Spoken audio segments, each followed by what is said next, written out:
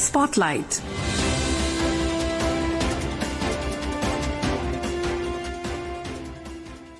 This is Akashvani.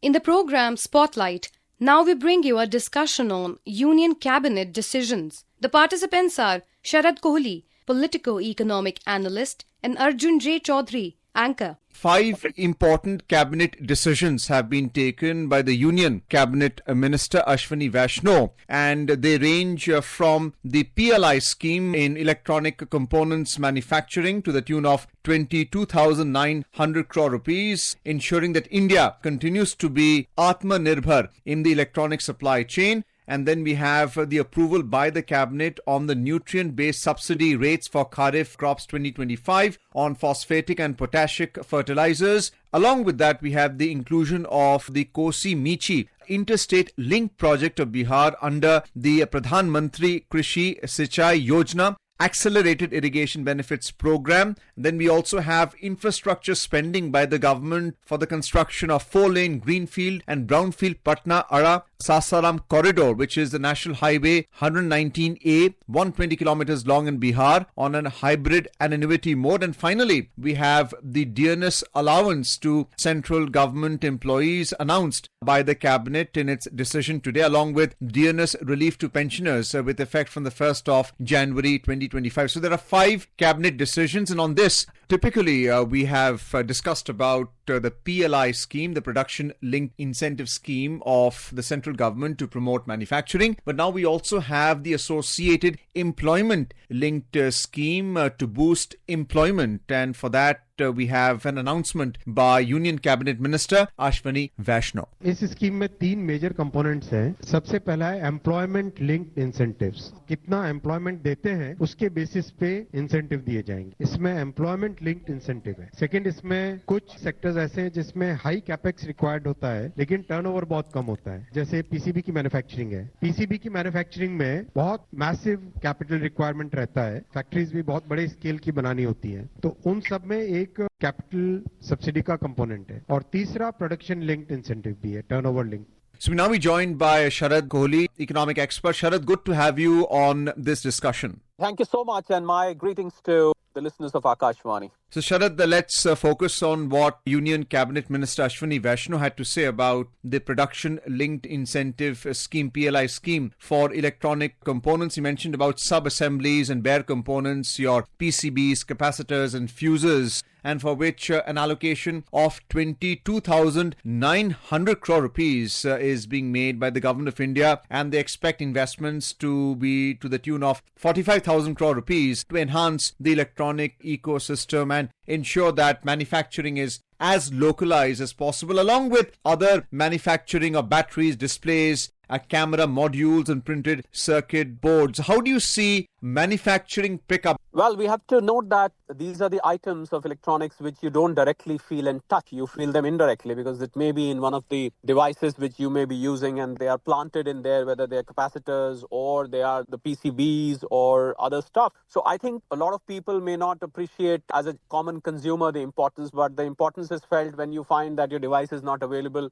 or your device needs a repair or probably this device cannot be manufactured in India and so on and so forth. I think a very welcome move because electronics in India is really picking up as part of the Make in India initiative. I think electronics has been one of the forerunners. We've seen the mobile phones, whether it's Apple or Samsung, being exported from the country. In fact, only Apple exports have crossed 100,000 crores, so 1 lakh crore rupees. And the same goes for other phones as well. The total export from the country is currently more than 1,50,000 crores. It is all because of these components. And some of these components are being imported right now. So I think government has given an incentive under the PLI. And I also call it employee-linked incentive, which we heard the Honorable Minister talking about. So this has been a new addition, that on the basis of the number of people you employ, we will give you incentives. And the estimate says that the total investment of about 60,000 crores is going to be attracted by these incentives. And this will convert to production or sales of about rupees 4.5 lakh crores, which is a massive amount. Not just that, employment of more than 90,000 people is going to be generated by these incentives. So I think a very welcome move. I've seen around 14 sectors coming around PLI so far, the production linked incentive. It's one of the most successful schemes of the government so far because it has actually given results, and the Make in India initiative launched by the government years ago has finally taken off, and we are now exporting to around the world. And despite, the current situation of tariffs around the world, I think India stands in a much better position with regard to Mexico, Canada, China, and many other countries. And we are going to see even more improvement after 2nd of April when the reciprocal tariff policy of America comes into being. I think India is going to be a beneficiary, and these PLI schemes are only going to help. We've seen 161,000 crores being allocated to 14 sectors for PLI so far. And this is another leaf in the cap of PLI for electronic manufacturers. And I think people who are considering getting into a project of electronics, this should be a huge incentive for them to come forward. I think the existing industries have now an incentive to expand their capacity to get into manufacturing of all these items for that matter, Arjun. Sharad, 25 lakh jobs are now part of the electronics sector. That's been quoted by the Union Cabinet Minister Ashwini Vaishnaw. And right now, the components and the products we're talking about are all consumer related. What are the defense applications, and how do you see investments being attracted to the tune of 40 to 45,000 crore rupees? The scope is tremendous, and I would, through the show today, I would like to solicit the youth of this country to come forward, because we should keep in mind that all the employment being generated through this particular sector is in the highly skilled category. You cannot make a PCB, with somebody who's not trained to do it. So I think we keep talking about skilling India. We keep talking about skilled labor force in India. So this is one sector where you really, really need skilled labor. And I think it's a huge opportunity for electronic engineers and all those people who are trained in electronics to come forward and probably become entrepreneurs. They can probably think of setting up their own factories, and you can be the next big manufacturer of electronic products in India if you really look at these PLIs. So normally, people feel that these PLIs are only for very large industries and we have no reach to that. Well, that's not true, because any entrepreneur who's aspiring to probably set up a factory on electronics, these are very sophisticated products, and these are the products which were being imported from China and other places. And here is an opportunity for people to get domestic production going and avail the incentives in the bargain, Arjun. So 91,600 persons are expected to be directly employed additionally under this PLI scheme, as you just mentioned earlier. They've also mentioned about increasing domestic value addition by developing capacities and capabilities and integrating Indian companies with the global value chains. We're talking about supply chains here. Do you see exports being directed to Europe because of what's happening with the tariff policy of the US and the US withdrawing military support, the nuclear umbrella, to Europe and Canada for that matter, because defense spending is likely to go up there? India is going to benefit for exports around the world, including America for that matter, because Indian negotiations with America have been very, very favorable. And our honorable ministers, Mr. Piyush Goyal and Mr. S. Jaishankar, the Minister of External Affairs, and of course led by Prime Minister Modi, they have been negotiating with the US Trade Representative. Brendan Lynch was here, we've been talking to them item by item. And so India is going to definitely gain on exports. What is more important here is that in management, we call it backward integration, because you're making a device where you're importing the components from abroad and you're probably doing more of assembly work. But here's a chance to do backward integration. That is, you start manufacturing a PCB or a capacitor which is being used in the device. And a lot of people do not know that a lot of these devices that we use on everyday basis, apart from high-tech devices in defense and other areas, they use capacitors and PCBs, but a lot of common devices also use this stuff. So I think it's a very big opportunity, and I'm sure a lot of industrialists who are aspiring to get into electronics manufacturing are going to get encouraged by these announcements. Sharad, let's move on to agri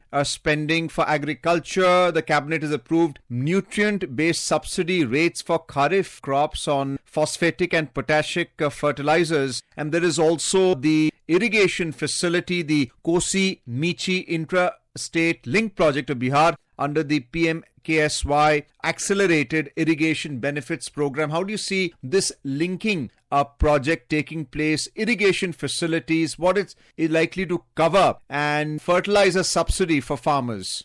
I consider this as an extraordinary infrastructure marvel because you've got two rivers flowing independently. And you find that probably one river has got more water supply, the other river has got less water supply, whereas the irrigation potential of River 1 is more than River 2 and so on and so forth. So here is Michi and Kosi River coming to meet. So they will probably have a canal in between and where both the rivers would be linked. And Michi River will be able to supply more water to Kosi River. And I think the total impact of this particular announcement or this particular project will be that it will probably benefit in districts like Araria in Bihar, Purnia, Kishanganj, Katihar districts in Bihar, and the total area which will probably benefited by this canal and the new irrigation facility would be about 210,500 hectares of land. I think this will bring tremendous relief to the farmers in these particular districts which I named just now. And the size of Kosi River, by the way, is about 41 kilometers. The size of Michi River is about 117 kilometers. Imagine the two rivers coming together and fulfilling the irrigation needs of the farmers in these districts. And this is under the, as you rightly said, Accelerated Irrigation Benefit Program, which is called AIBP under the PMKSY, which is called Pradhan Mantri Krishi Sinchai Yojana.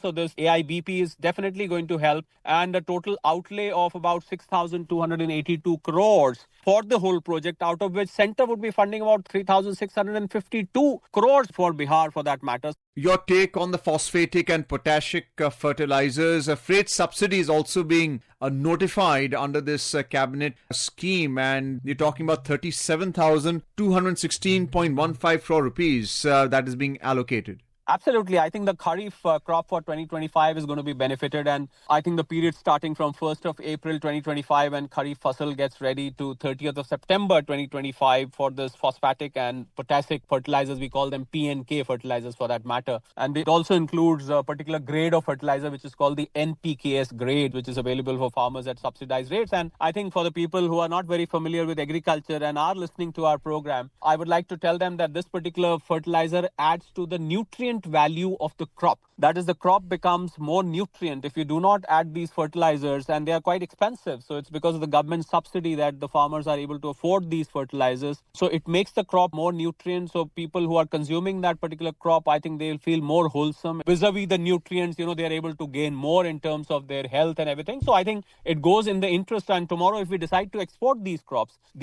will be able to meet international standards as well. Sharad, let's move on to infrastructure now. There's the approval for the construction of a 4-lane greenfield and brownfield Patna-Ara-Sasaram corridor, National Highway 119A, which is 120.1 kilometers long in Bihar. This is on the hybrid annuity mode. What is the repayment plan for this, and how do you see this benefiting that part of India?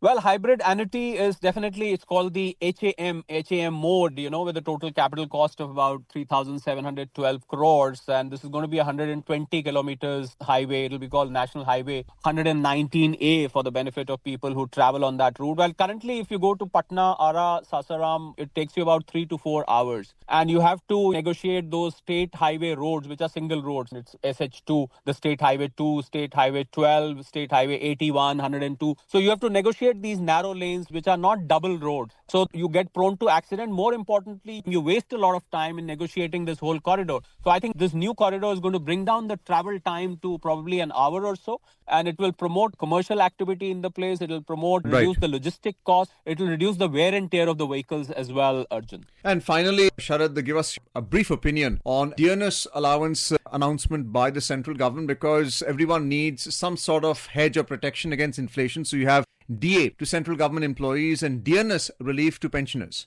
Absolutely. I think we've got 1 crore 15 lakh people who will be benefiting with that. More pensioners, less of employees, about 48 lakh plus employees, and probably the remaining would be the pensioners. I think it's a time for them to rejoice because it was done in October. They were given 3% increment from 50 to 53. Now from 53 to 55. And I feel these 1 crore 15 lakh people, including the pensioners, I think they have contributed their lives for the growth of the country. So they deserve every bit of it. A very, very welcome mood, which I'm sure all the central government employees and pensioners would be celebrating tonight. Thank you so much, Sharad, for giving us your expertise opinion on the 5 cabinet decisions which was announced by the Union Cabinet Minister Ashwani Vaishnaw today. My pleasure. Thank you so much. You were listening to a discussion on Union Cabinet decisions. The participants were SHARAD KOHLI, Politico-Economic Analyst, and ARJUN J. Chaudhary, Anchor. This program was produced and presented by the News Services Division of Akashvani. You can listen to it on our mobile app, News on AIR. This program is also available on our YouTube channel, News on AIR Official. You may share your feedback about this program through email at airnsdtalks@gmail.com or WhatsApp on 9289094044. Spotlight.